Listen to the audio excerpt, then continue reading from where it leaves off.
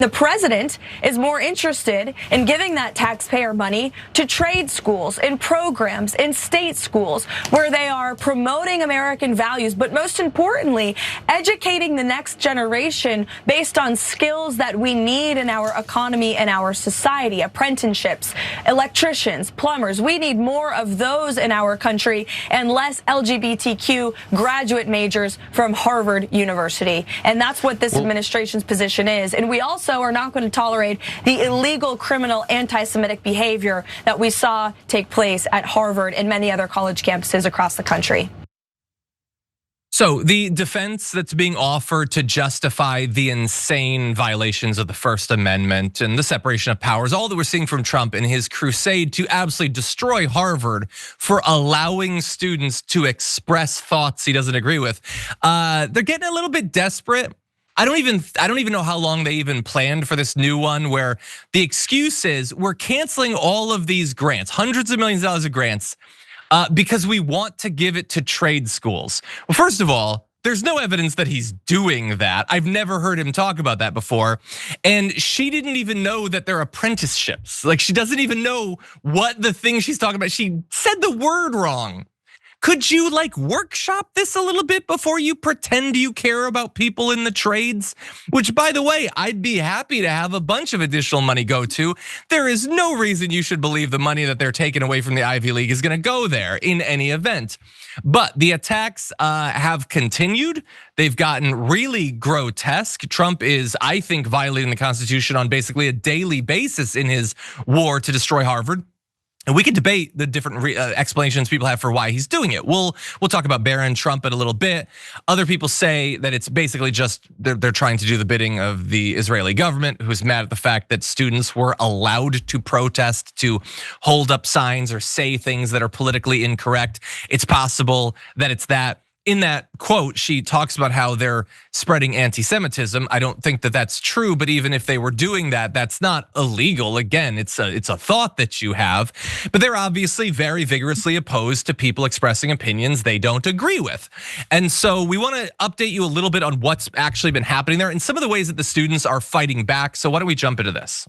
I've spoken with dozens of foreign students who were too afraid to talk to me on camera, except for one, a young man from Sweden who also spoke at this rally, Leo Gerber. He said he's been fearful of ICE agents just walking up to him here on campus, but he felt that he had to speak up. Here's a little bit of what he had to tell me. This is not only a fight for the future and the legacy of this university, it is truly about the entire country, because if Harvard falls, then others are definitely going to follow suit. If the richest and the richest university, the one with the best law school in the world, if they can't fight, then how can we expect others to do it? And we are at a crossroad right now, and we have to show resistance against the authoritarian assault that this campus and us international students are under. Yeah, I 100% agree. If Harvard gives in, and I fear that at any moment they will, then who else is going to stand up to this in terms of academia? And many other areas of our society, our government have already completely folded. Like the scientific community, at least insofar as it exists inside of the government's gone. They've already been utterly wiped out. Most of the biggest media companies in the country have already fully capitulated. They are on board. They're collaborators with this authoritarian regime.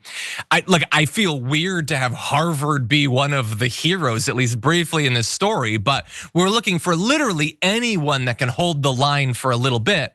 And so I'm hoping that the students, the faculty, and the leadership there can. Now, one other form it comes in, there's an op-ed. Come at me, bro, is the title for it in the Harvard Crimson, so I already love it. It's written by Yona T. Sperling Milner, who says, recently the Harvard administration has engaged in an admirable strategy, which might be summarized as we shall fight in the United States District Court for the District of Massachusetts. I propose an alternate strategy, though. I shall fight Secretary of Education Linda E. McMahon in a televised cage match, the winner of which gets $2.7 billion in federal grants and the power to uphold or destroy America's continued technological and economic success. Secretary, I hope you brought your mouth guard. Now, I would just caution Yona. McMahon has been in the ring before, so it has a little bit of a home turf advantage there. But and so I don't know if I want a Harvard student to have to take up this battle. But I'll fight Linda McMahon. I'll take on Linda and Vince. You could put Vince in there. He's an old man, but he was yoked back in the late '90s or whatever. Throw Shane in too. I will take on the McMahons to protect Harvard's honor. But anyway, jokes aside, I am glad that Harvard is actually fighting back. What do you make of all this? Yeah, and they've said no, they will not capitulate. Just a couple of things. The Swedish gentleman who made perfect sense there, he won't be snatched up. It just doesn't have the right look to be the poster child of people showing up in masks and disappearing him.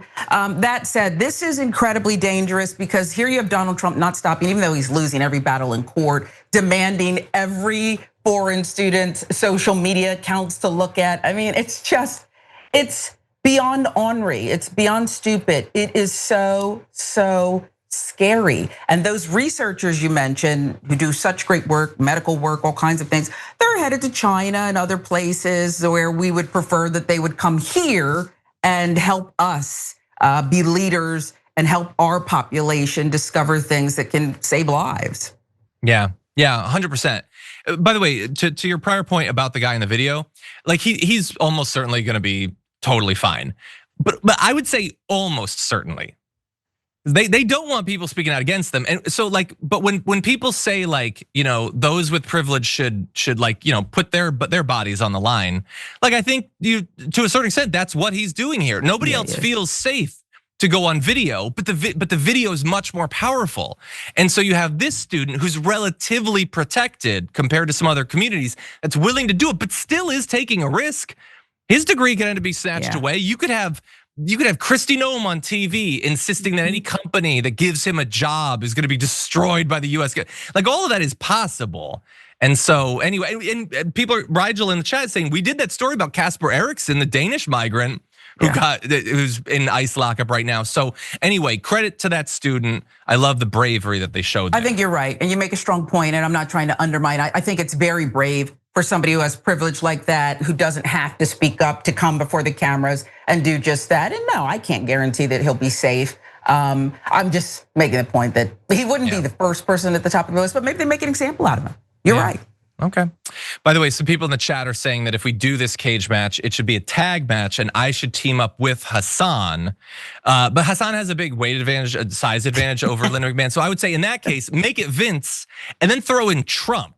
So Vince McMahon, Trump versus me and Hassan, cage match. No, make it a Hell in a Cell. There's no climbing out of there. Hell in a Cell, tables, ladders, and chairs. Let's have that thing happen.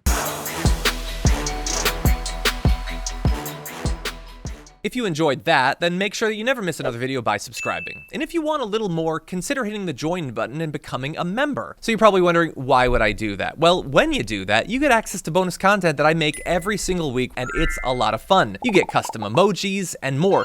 If you join at tier 3, by the way, you even get access to a monthly member hangout with myself. And you'll get all that going forward, but you'll also unlock years of the back catalog that is literally 100 or more bonus clips and top 10 lists and debates and more. So what are you waiting for?